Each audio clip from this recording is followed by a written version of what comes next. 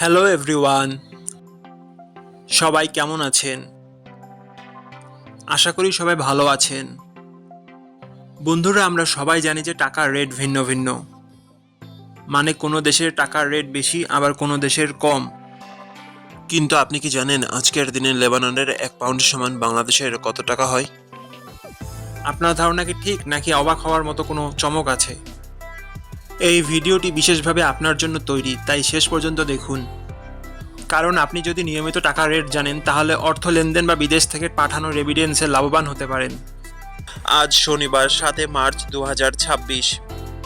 আজ লেবাননের 1 টাকা সমান বাংলাদেশের 0.0014 পয়সা, আর অপরদিকে বাংলাদেশে 1 টাকা সমান লেবাননের 732 টাকা 11 পয়সা।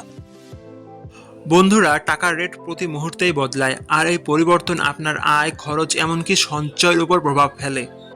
তাই নতুন রেট সবার আগে জানতে এখনই চ্যানেলটি সাবস্ক্রাইব করুন এবং বেল আইকন প্রেস করুন, যাতে কোনো আপডেট মিস না করেন। ধন্যবাদ, দেখা হবে পরবর্তী ভিডিওতে।